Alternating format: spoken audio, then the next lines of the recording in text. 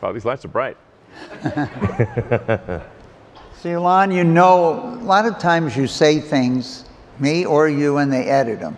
So I noticed this panel description was a conversation with Elon Musk. The real title of this panel was How to Save the Human Race and Other Like Topics, a conversation with Elon Musk. And so before we begin, Elon, I thought we might want to go back in time 11 years when you were sitting on this stage.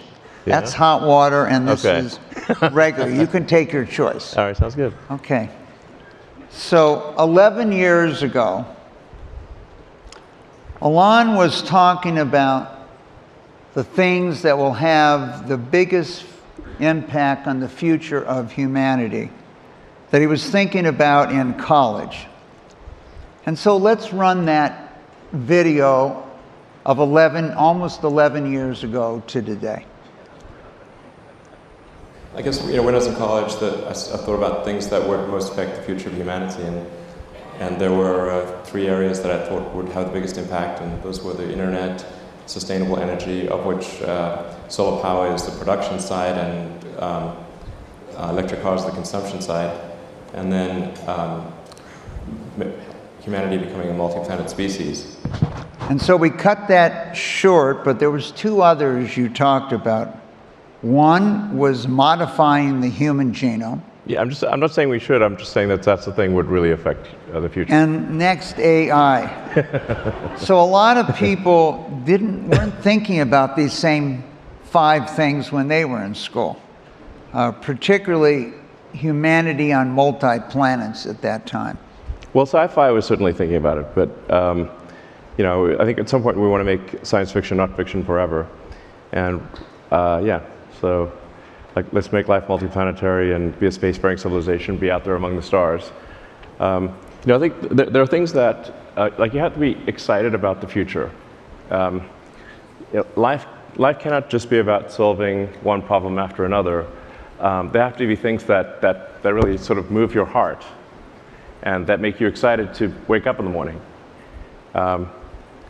And I think becoming a spacefaring civilization is one of those things. If you ask kids anywhere around the world, what are some of the most inspiring things? You can ask a 5-year-old, 6-year-old, anywhere in the world, and they're going to say, space exploration is one of those things.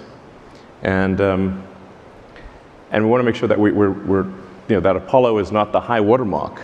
In fact, you mentioned at one point that you wrote a letter offering to run the Apollo program, I believe.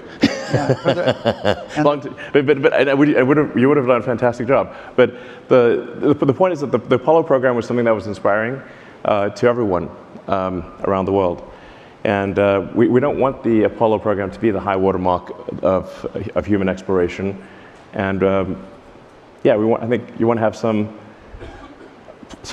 sense that the future is going to be better than the past, that we're going to be out there, going to other star systems, and what you see in a science fiction, non-dystopian sci-fi story, of which there are not many, but like Star Trek, I suppose. Well, speaking of Star Trek, Elon, when I think about you, let's look at Spock's from Star Trek here. Space, the final frontier. These are the voyages of the Starship Enterprise. Her ongoing mission, to explore strange new worlds, to seek out new life forms and new civilizations, to boldly go where no one has gone before. So when I think about you, I think about Spock and Captain Kirk, and you're going to take us to places we've never gone before. Yeah, that's the idea.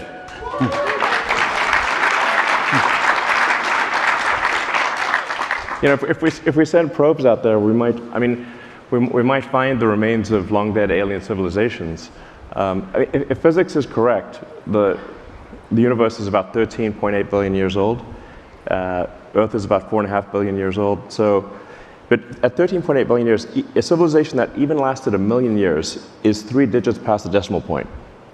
And if you consider human civilization, I date it from like the first writing. So that first writing was the ancient Sumerians, archaic pre-cuneiform, around 5,500 years ago. So that is 1/1,000,000th of Earth's lifespan. That's how long writing has existed. So if we were to last, as a civilization for 1 million years, that would be incredible. And we would actually probably be in every part of the galaxy. So this causes me to think that, well, where are the aliens? It's the Fermi question. You know, the great physicist, Italian physicist Enrico Fermi, he's like, where are they? Now, a lot of people think there are aliens among us. Well, there was that movie, Men in Black. Yes, you know, they yes. told us they're among us, and Elvis really went back to his own planet. Yeah. Well, no, I mean, really, a lot of people think there are aliens, but I get asked that a lot. And for some reason, a lot of the same people who think there are aliens among us don't think we went to the moon, which I'm like, think about that for a second. You know, so, but I think I would. I mean, I've not seen any evidence of aliens, and SpaceX with the Starlink constellation has roughly 6,000 satellites, and not once have we had to maneuver around a UFO. Okay, so we were like, hey, what's that? Is that an alien? Has occurred never. So I'm like, okay, I don't see any evidence of aliens, and I look at it. If somebody has evidence of aliens in a, you know, that's not just a fuzzy blob, then I'd love to see it, love to hear about it, but I don't think there is. So, which is actually reason for concern, because you could, if any civilization in the Milky Way, in our galaxy, were to last for 1 million years, even with a speed of travel that's far below the speed of light, you know, like a few % of speed of light, they could easily have explored and colonized the whole galaxy. So they haven't. So why not? I think the answer might be, or perhaps probably is, that civilization is precarious and rare, and that you should really think of human civilization as being like a tiny candle in a vast darkness. And we should do everything possible to ensure that that candle does not go out.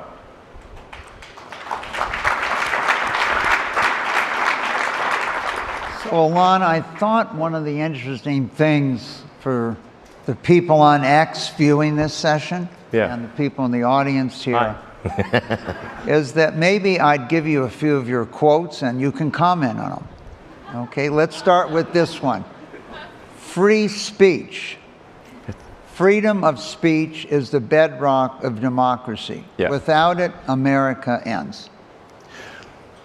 Yes, it's obviously not possible to have democratic elections if people do not have access to the information that would allow them to make the right decision on a candidate or a party. So if speech is constrained in a fundamental way, you just can't expect people to make the right decision or an informed decision, because they are prevented from being informed. I think it's a foundational element, and it's, you know, I have to say, like, why is freedom of speech the First Amendment? Is because people came from countries where if you spoke freely, you would be imprisoned or killed. That was why they were like, you know what, we should make sure that we got that one. And remember that time when they tried to kill us back in the other country, just for saying we didn't like a political candidate? Well, let's make sure that's okay in America. So, and so actually, in a lot of parts of the world, you know, you can't really say, most parts of the world, you can't really say what you want to say without some bad consequences. So. And sometimes people forget, like, why is the Constitution there? The Constitution there is to protect the people from the government. So, like, it's to make it hard to change things. That's why the Constitution exists. Yeah. Let's- Don't forget about that. Like, let's try don't the take it for next- granted. Let's try the next quote. Yeah. The fundamental error of socialism is shifting capital allocation from highly effective entrepreneurs to astonishingly ineffective government. Right, I think we'll find hearty agreement in this room.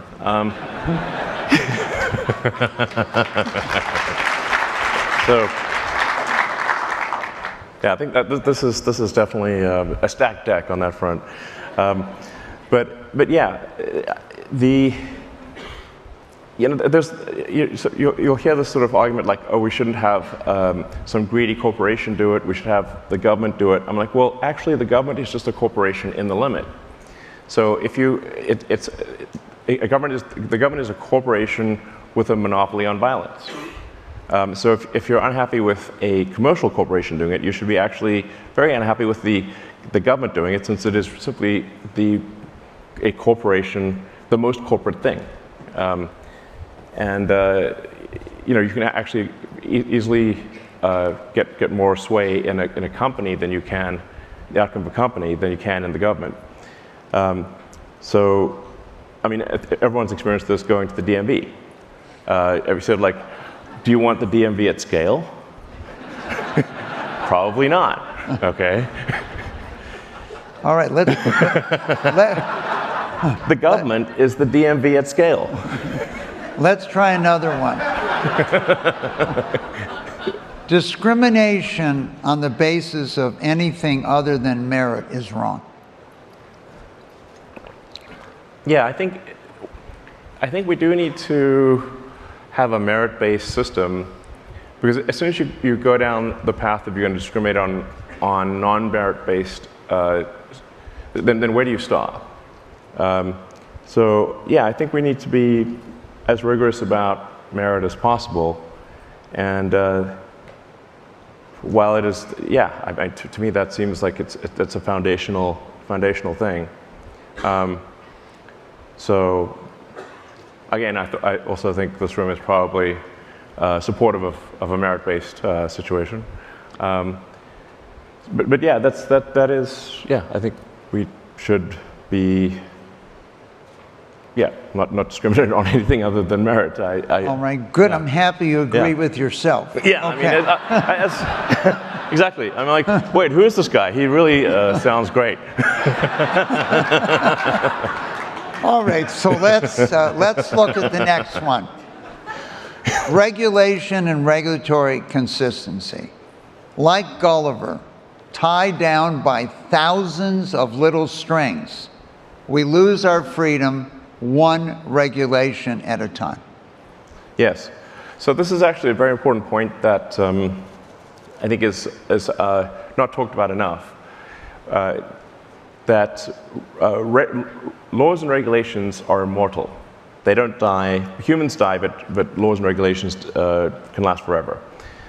So if year after year there are more laws and regulations passed and more regulatory bodies created, eventually everything will be illegal. And that's why you see the California high-speed rail has made a tiny section that doesn't even have rail on it. For, I don't know, several $1 billion. Because everything's, at this point, California has made almost everything illegal. So you can't make progress. Now, historically, what has cleared away the cobwebs of regulation has been war. Now, we'd prefer not to have a war. So in order to have civilization function without war, you have to actively eliminate laws and regulations. So you have to have basically a garbage collection process for rules and regulations. That is necessary, otherwise you get hardening of the arteries, and over time nothing can get done. The most poignant example that I can think of that happened this week was the sad picture of the California high-speed rail, which is, it's just billions of dollars spent for practically nothing. But it'll only get worse year after year. So we must have a regulatory sort of clearinghouse, garbage collection process. This is essential, or civilization comes grinding to a halt. Well, we used to have sunset, that regulation would sunset. Unfortunately, it's rare today. Yes. All right, let's talk about education. The more you can gamify the process of learning, the better. You do not need to tell your kid to play video games. No. They will play video games on autopilot all day.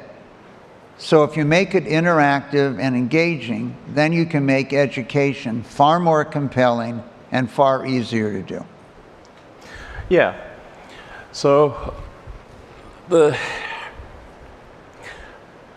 way education works today is really much like it's like vaudeville. Before there was radio and TV and movies, you had vaudeville, where every town would have their town play, the town troupe, this sort of acting troupe, and that would be kind of that would be the entertainment. So, in a big city, you'd have much better players than, say, in a small city. But then along came movies and TV and then you say and video games, where you take the smartest, best people in any arena, like whether they're acting, writing, directing, special effects. You spend tens of millions, sometimes hundreds of millions of dollars creating a great movie or a great video game, and you make it as compelling as possible. Now that crushes vaudeville, crushes. Like imagine you're not in New York, imagine you're in Bakersfield, okay? Then you got, instead of Batman being like, the Nolan brothers, it's Batman, the Bakersfield sort of acting troupe. It wouldn't be as good. That's how teaching works today. So what you actually want to have is an interactive learning experience that is as compelling as possible, and you do not actually want a teacher in front of a board doing a vaudeville act. You want it to be engaged, real-time feedback. So that's, and then there are a few other principles in teaching. You have to establish relevance. Otherwise, your mind will want to forget things. So our mind is constantly trying to forget as much as possible. So you'll only remember things if your mind can establish relevance or there's a strong emotional element to it. Otherwise, you're basically going to forget everything. Memory is very expensive from an evolutionary standpoint, so it's trying to forget as much as possible. So when teaching a course, you have to explain to kids why it's important. And then you want to teach to the problem instead of teaching the tools. So what I mean by that is, if you said, here's a car engine, we're going to try to understand how this car engine works. We're going to take it apart. So what do we need to do to take it apart? Well, we need a wrench, we need some screwdrivers, we need a hoist and a pulley, and we're going to take it apart and we're going to see how it all works. That's engaging. And along the way, you learn about wrenches and screwdrivers and all the tools that are needed.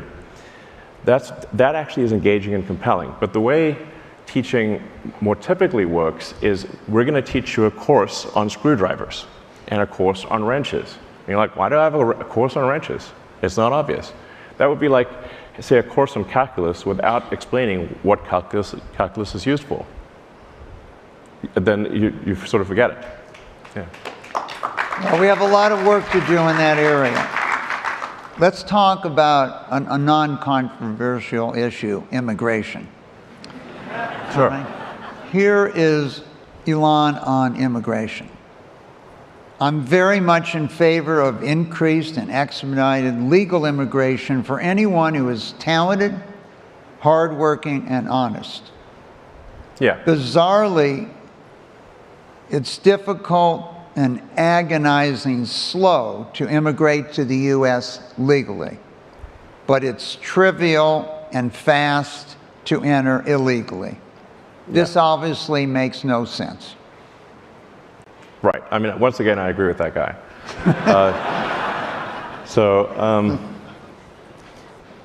Yeah, I mean, if anyone here has been through the legal immigration process, I mean, I've been through it. It's only gotten worse since 9/11 and with COVID. It's a sort of Kafkaesque,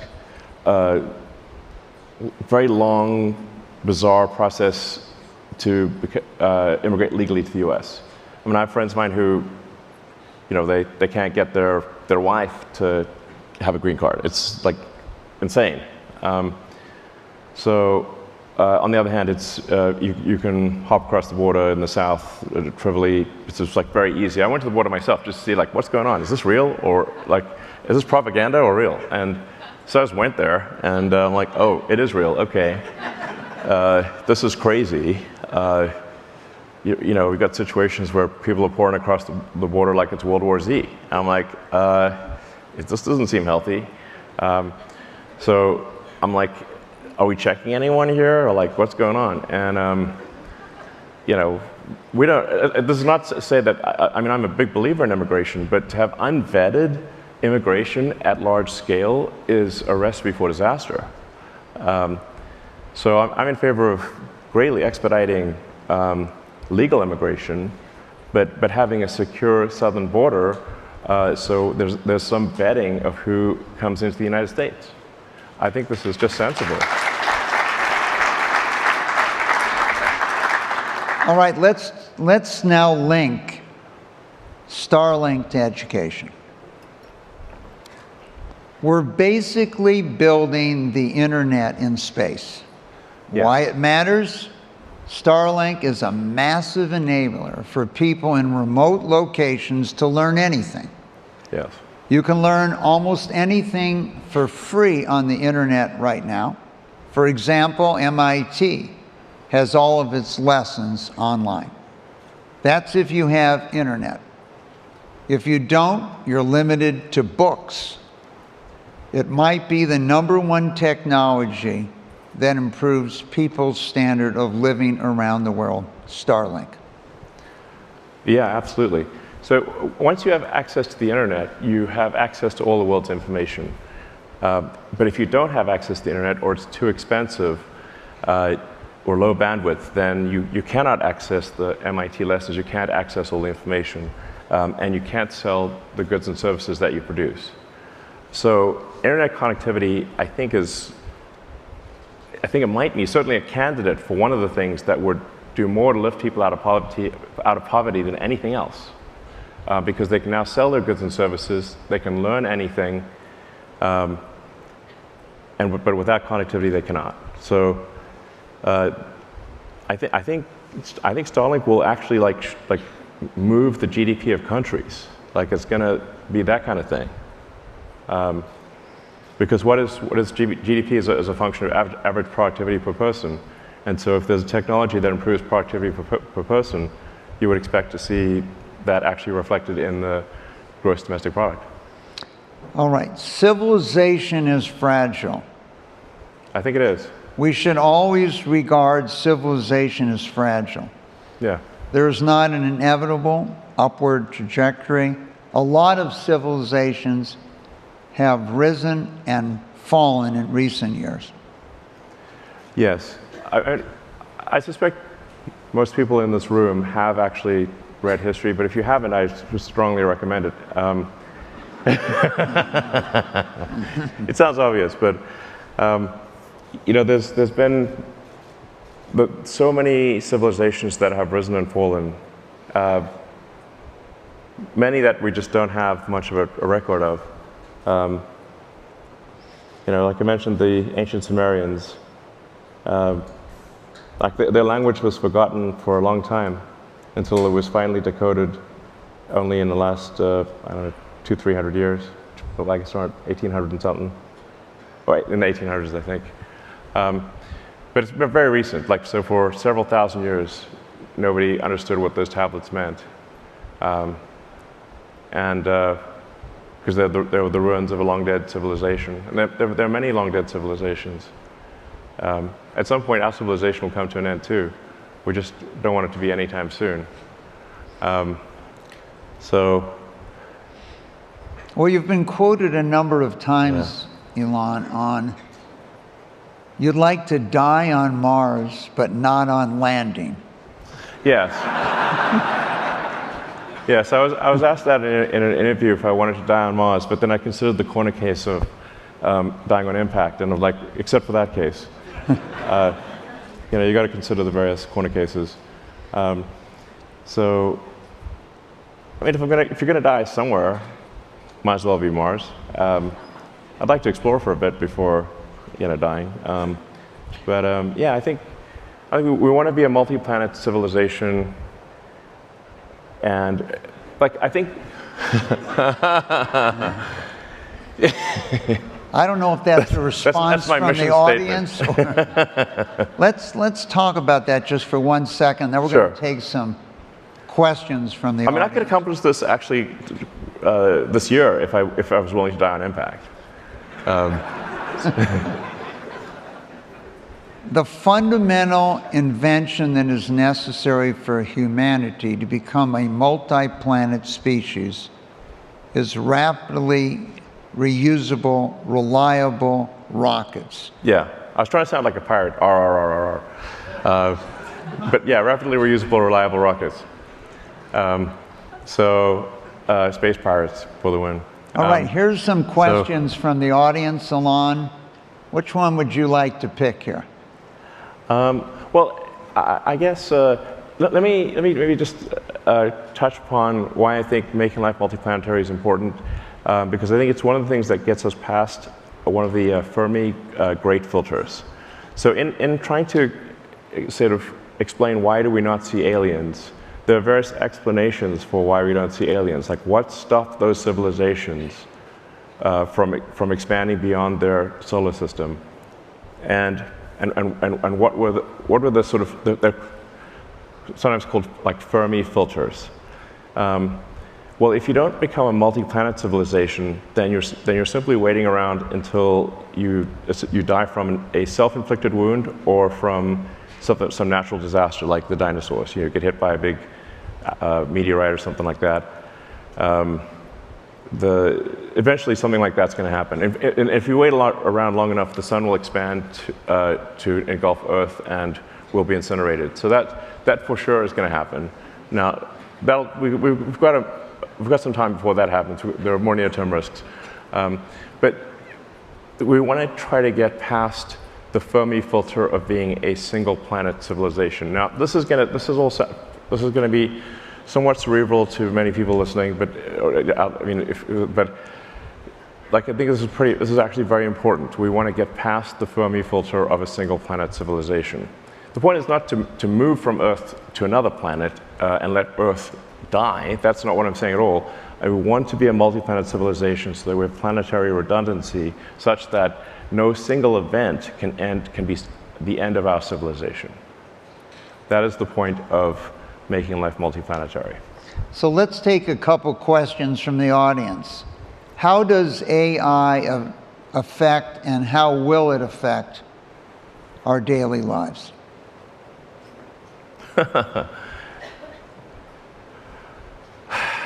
AI. Aye.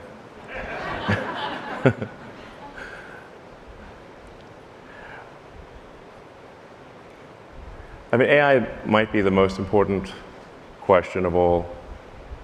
The percentage of intelligence that is biological,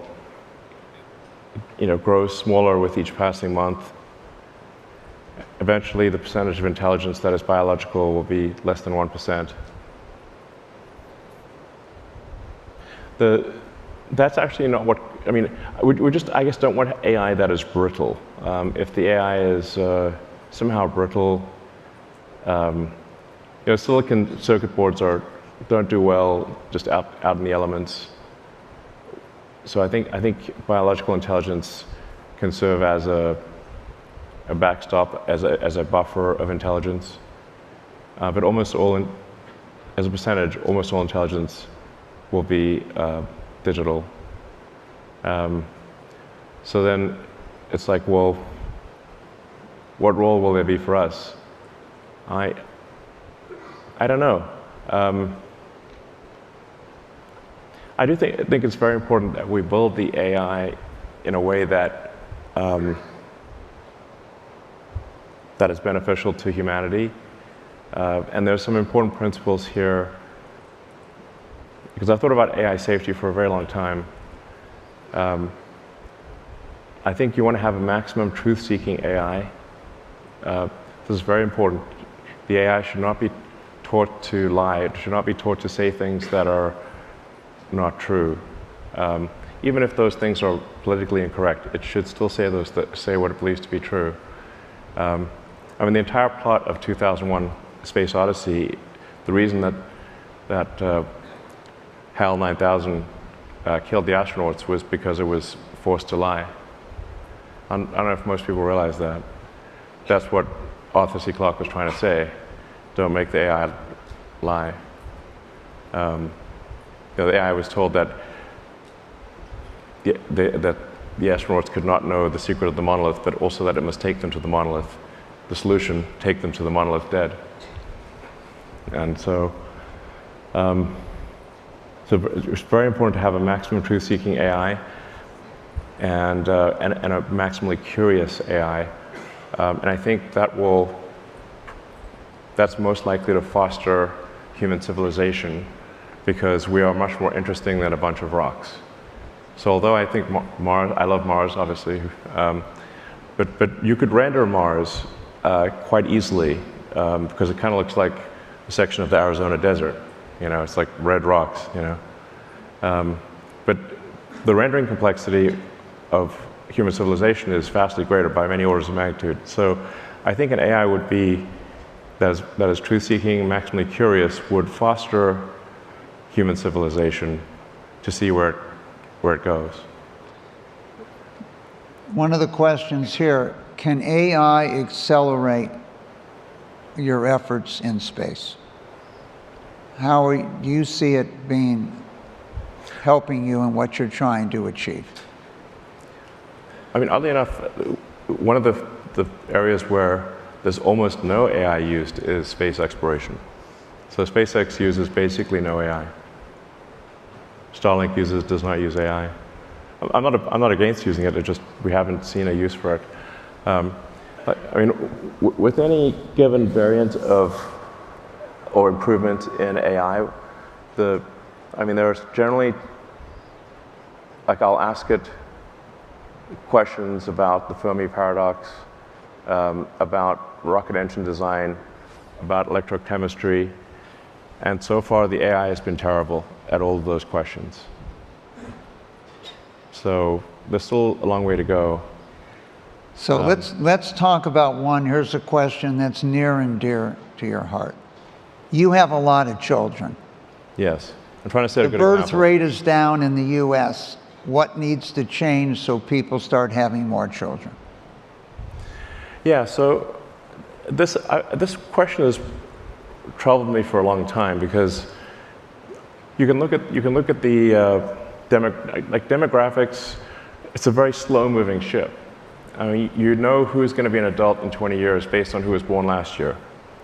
So, if you want to, I think, have a good approximation for population, really look at how many babies were born last year in a particular country, multiply that by life expectancy. That's the number of people that will be adults in that country. That's the steady state population if birth rate remains constant. Now, birth rate is not constant, it is dropping. So you look at the second derivative of birth rate, and actually we see an acceleration in the drop in the fertility rate. Second derivative of the fertility rate is very bad. So where does this lead? This does not lead to a greater civilization. This leads to a civilization that potentially dies not with a bang, but with a whimper in adult diapers. That is a sad ending. So obviously we have countries that, like Korea, used to have a birth rate of 6. It's now 3/4. Yeah. Here's a light question for you. What do you Elon, come pick think me are up. the I'll give you a biggest? baby, says one What of do you the. think are the? That is one of the things that says on the screen. Yeah. I don't know if everyone heard that. You want to read it? It says, Elon, come pick me up. I'll give you a baby.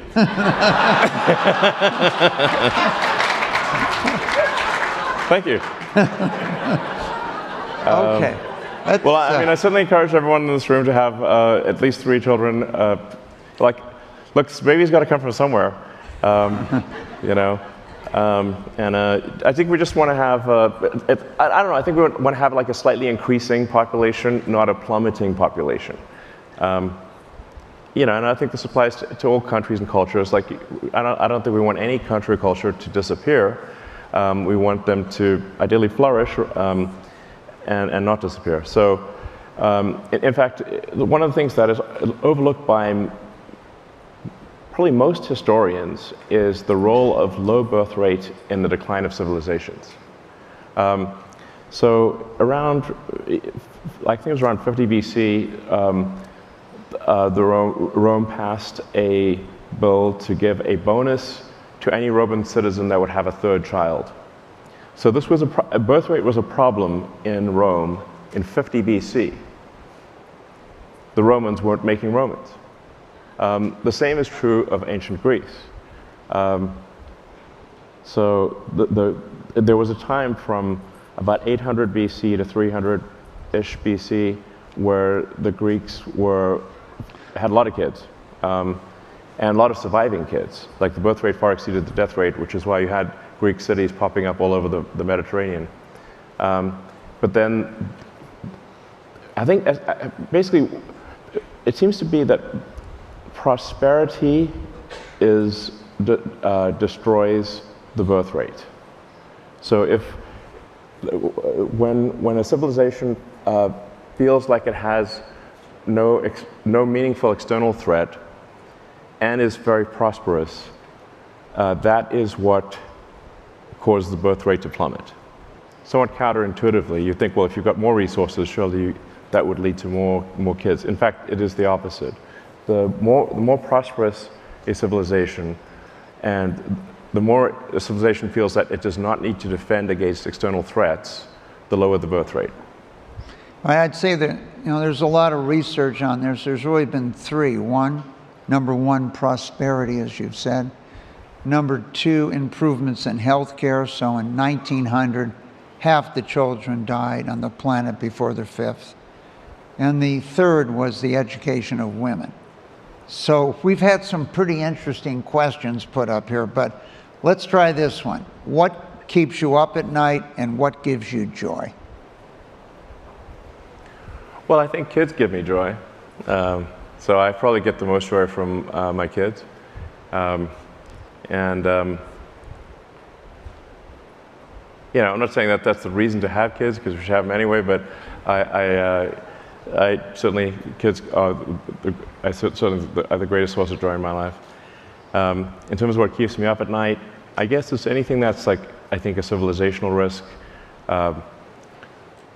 You know, if the birth rates continuing to plummet, I do think about the birth rates plummeting as being a civilizational risk.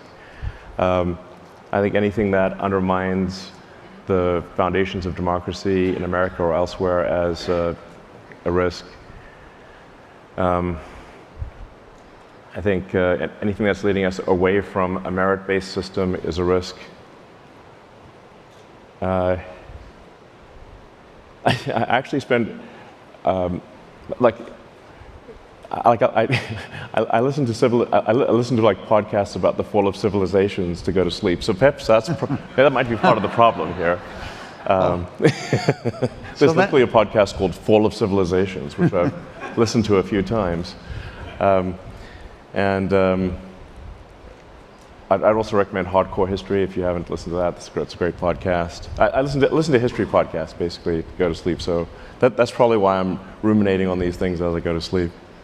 Well, Elon, I want to thank you for joining us today, and we couldn't be more excited that you agree with some of your own quotes. Yeah, that's great. Thank you very much. All right, cool. All right.